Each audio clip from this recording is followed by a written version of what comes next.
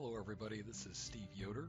This is a brief video to help you succeed in the written memoranda that you will be preparing in this course. The goal is to help you avoid the common mistakes that students have made on their memoranda in this course in prior semesters, and to help you be a better business memorandum writer in your future professional careers.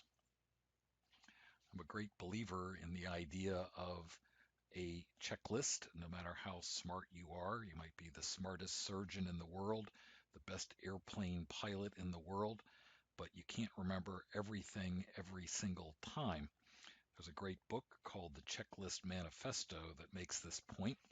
The author says that there are really two types of errors that are made. Errors made out of ignorance.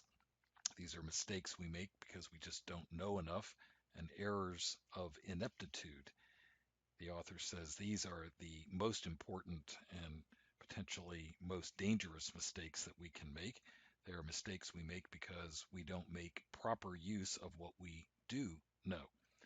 And surgeons are a prime example of this. And today, the healthcare industry makes great use of surgeons, even with those who think they are smarter than everybody else. I think you can use a checklist in preparing your memoranda. And here it is. I highly suggest that you print out this page. I'll give you another opportunity at the end of these slides.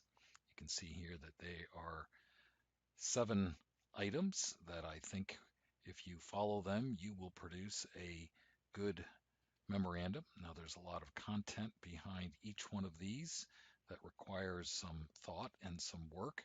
But if you follow through and can say that you've checked each of these boxes, you will prepare a good memorandum in this course, and you will prepare a good business memorandum in your professional career. Let's start with the requirement for a topic sentence. Here is the definition: a sentence that expresses the main idea of the paragraph in which it occurs. It's almost always at the very beginning. A good topic sentence shows the reader that you have synthesized what you have researched and you are pulling it all together for the audience so that the audience, the reader, doesn't have to do all the work himself or herself. Here's an example of an actual student memorandum that doesn't provide the type of introduction, the overall summary for the financial performance of an organization. That is one of the areas where I see this mistake made most often. Students don't want to go through the mental work of summarizing exactly how the company has done financially. In a strategy course, that usually means whether or not they have been profitable in the last few years. Now, here's an example of a summary of financial performance that would show that the author has synthesized what he or she has been reading. So we can check the box that you have topic sentences in your memorandum that show your ability to synthesize. Let's move on now to the next item in the checklist. Are you telling your reader exactly what the organization does in clearly understandable terms? Here's an actual student submission where the very first sentence is not really very helpful in telling the reader exactly what it is that the company does. Who cares when it was founded? What exactly is a holding company? This is a strategy class where we're talking about what the company's mission is. What does it do? Would your grandmother understand this if you were explaining it to her over the dinner table? Probably not. Here is a much better example of a student submission that very early on in the memorandum describes exactly what it is that this organization, which happens to be ProAssurance, does. Stop, pause, and make sure you see the difference between that and the one before it. So you can check the box, I hope, in your individual memoranda that you have described in easily understandable terms that your grandmother would understand what it is that the organization you are writing about does. Let's move on now to another common mistake by students, and that is that students mix up what is an internal weakness and what is an external threat. Many students are afraid of saying what a company's internal weaknesses might be, and in fact, they are not often written about by outsiders, and they're harder to figure out.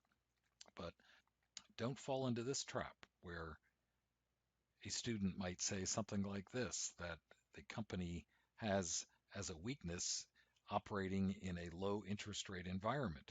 That is confusing the fact that weaknesses are internal and threats are external. A low interest rate environment is clearly external. Here would be the better way to handle the low interest rate environment. Either describe it as a threat, or if you want to, you could say that the company's inability to cope with that threat, it demonstrates a weakness. Maybe they have been operating for several quarters underperforming versus their competitors. That might show that they don't have the right infrastructure, the right people in place to cope with that external threat. So here's our checklist again. Recognize the difference between an internal weakness and an external threat.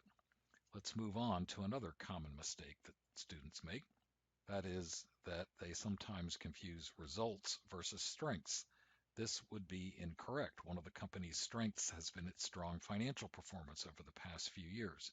That's not a strength unless you're going to go on and explain that a little bit better. That's the result, apparently, of some strengths. Here is a better way to handle that. You might actually pull out something that clearly is a strength, a strong collection of recognizable brand names, or if you want to build on the financial performance of the company, look at this second quote. The company's strong earnings have allowed it to retain cash.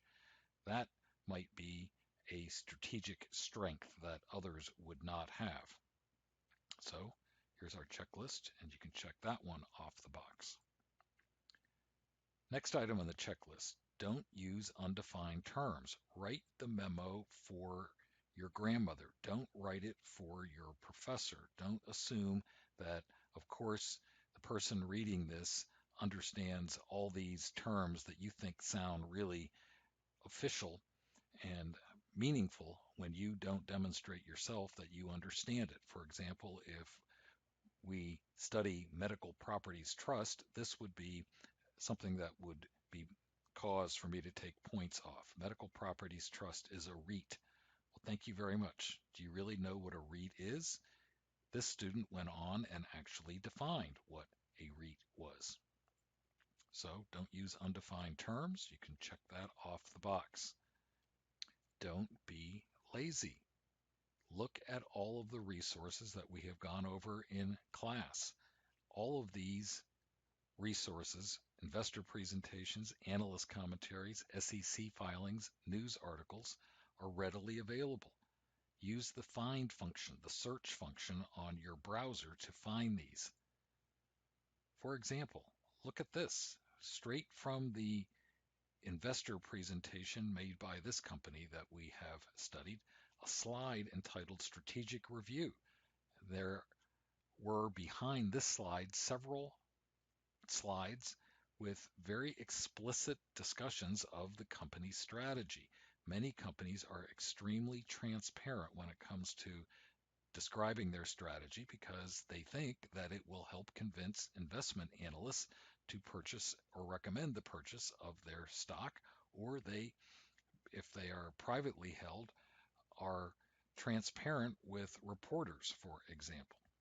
So here's our checklist. Use the resources that we have described. Check that box. And then finally, I want everyone to actually synthesize whether or not the strategy is working. Here is a wordy but not very good example of not doing that. These words here, except for the quoting of the mission of this particular organization, could be used for any organization that is out there. Apple could say that they maintain loyalty of their customers and they accommodate for their customers' needs.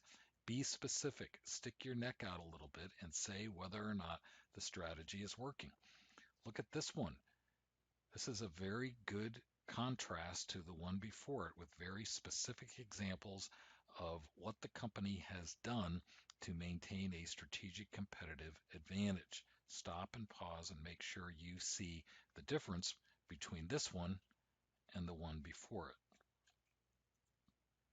So on our checklist, we would check off you're saying whether or not the strategy has worked. In summary, remember the value of this checklist.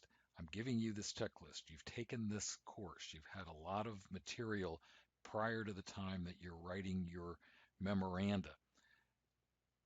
You shouldn't be making errors of ignorance because you have all those materials. If you make one of the errors that's described in this checklist, it's an error of ineptitude, a mistake you made because you didn't make proper use of what you knew or should have known. So print out the checklist, and here is another copy, and good luck in